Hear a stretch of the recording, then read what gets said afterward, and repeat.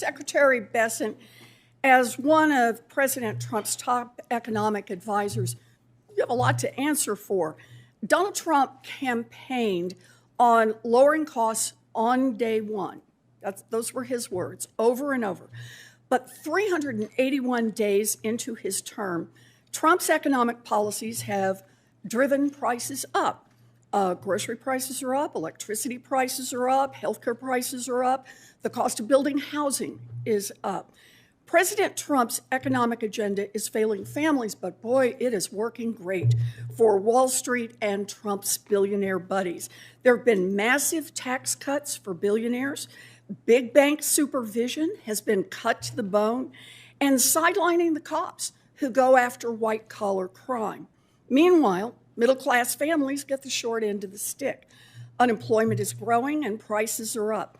But American families can't even get the basic respect of a straight answer from Team Trump. The president lies about prices being lower when every family who's walked into a grocery store knows that prices are up. Secretary Bessent tells workers that the Trump administration has created a blue-collar boom, while Donald Trump's own Labor Department reports that manufacturing jobs are down by 71,000 since Trump took office. But American families aren't fooled. When Secretary Bessent and President Trump try to tell them that the sky is not blue and that water is not wet, hardworking people know in their pocketbooks just how big those lies are. What's up, everybody? Major Retired Richard Ojeda here, and Treasury Secretary Scott Bessent came apart at the seams while testifying before the Senate Banking Committee this week. And it wasn't because of the affordability crisis that's spiraling out of control. Nope, it's because Elizabeth Warren caught him in a lie and showed him absolutely no mercy. Last week, President Trump said, quote, "We have the groceries going down." Did grocery prices drop in 2025? Numerous prices have. Did grocery prices drop in 2025? Numerous grocery prices have gone down. I'm sorry, I don't know if you can't hear me. Did grocery prices drop in 2025? Numerous grocery prices have gone down. Some of them. And in fact, we have seen inflation at 2.1% for the past 3 months. Have you seen the Bureau of Labor Statistics, that is Donald Trump's own Bureau of Labor Statistics numbers, that report that grocery prices were 2.4% higher at the end of 2025 than they were at the end of 2024. Trump's own Department of Agriculture has projected that those prices would climb higher in 2026. And under Donald Trump, families are paying more and more for groceries. He strutted into this thing thinking that he could recycle the same old numbers and spin his way through it all. Instead, he's the one squirming at the witness table like a slug in a salt factory, as Warren laid out who Trump's economy actually works for: Wall Street and Trump's billionaire buddies, while regular American families are getting crushed. So if you're just going to insult people by denying the facts that are out there and tell people they're doing great when they're struggling, I think that's just another way to say you don't have a plan to bring down these prices. You're not willing to admit the failures of the Trump administration. Senator. I will ask you a question in just a sec here. It's not just groceries. The numbers from Trump's own economic agency show that Americans are paying more for utility bills, more for health care, more for housing construction. Families aren't fooled by these lies. Mr. Secretary, you owe it to American families to own up what's going on. And when Elizabeth Warren had Scott Bessent cornered with nowhere left to turn, she went on a full-blown rampage and brought out every single receipt. She laid out the facts one after another until there was nowhere left for him to hide.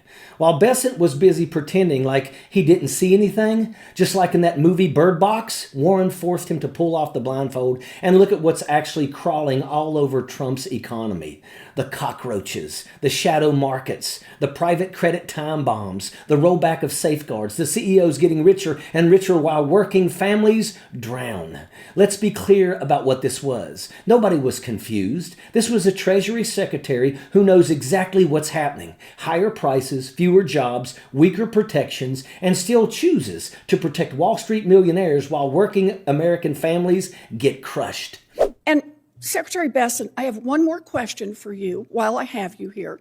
You ran the search for Donald Trump's Fed chair nominee, and Trump promised, quote, anyone that disagrees with me will never be Fed chairman. Kevin Warsh got the nod last Friday, and then over the weekend, Donald Trump joked that he would sue Mr. Warsh if he failed to lower interest rates. At least, I think it was a joke. But just in case, this should be an easy one, Mr. Secretary. Can you commit right here and now that Trump's Fed nominee, Kevin Warsh, will not be sued, will not be investigated by the Department of Justice if he doesn't cut interest rates exactly the way that Donald Trump wants? That is up to the president.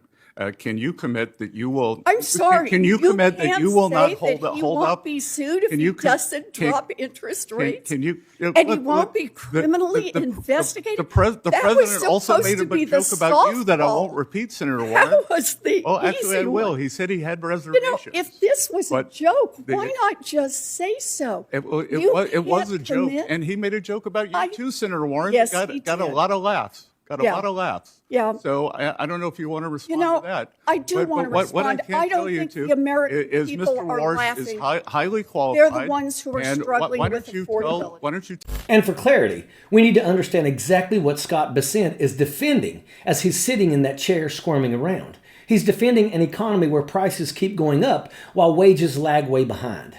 Housing is completely out of reach, yet he wants people to believe immigrants on public assistance are somehow those to blame.